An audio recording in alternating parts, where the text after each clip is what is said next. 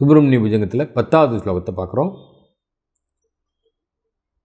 சுவர்ணாப திவ்யாம்பரி சௌபரி பாசமானாம் குணத்கிங்கிணி மேகலா சோபமானாம் லசத் ஹேமபட்டேன வித்யோதமானாம் கட்டிம்பாவையே ஸ்கந்ததே தீப்யமானாம். ஸ்கந்தா ஸ்கந்தா அப்படின்னு கூப்பிட்றார். ஏன் ரெடியா கூப்பிட்டு ஸ்கந்தா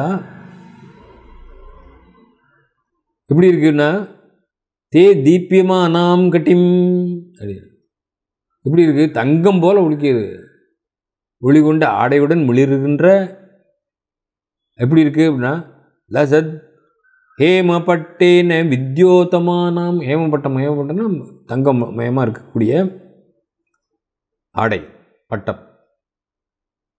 கட்டிம் பாபையே உன்னுடைய இடுப்பை நினச்சி பார்க்குறேன், எப்படி கட்டின்னு இருக்க அப்படின்னு சொல்லிட்டு அதை பார்த்தா அந்த அப்படியே ஒவ்வொன்றா ஆரம்பத்திலே இதான் அடி முதல் முடிவரை வர்ணனைன்னு சொல்லியிருக்கேனே. அதனால் அது எப்படி இருக்கு? ஆடையோட மிளிர்வதும் நங் அப்படின்று ஒளி எழுப்பக்கூடிய ஒட்டியானத்தால் அழகு பெறுவதும்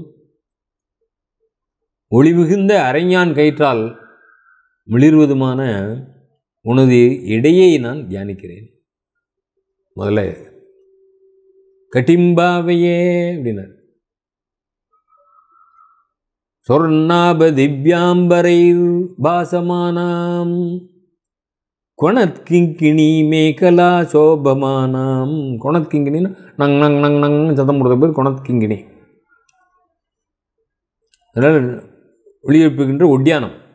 கிங்கிணி மேகலா சோபமானாம் லசத் ஹேம பட்டேன வித்யோதமானாம் கட்டிம்பாவையே ஸ்கந்ததே தீப்யமானாம் அப்படின்னு இந்த 10வது ஸ்லோகத்தில் அப்படிப்பட்ட ஒரு இடையை தியானிக்கிறேன், உன்னுடைய இடையை தியானிக்கிறேன் முருகா ஸ்கந்தா என்றார்.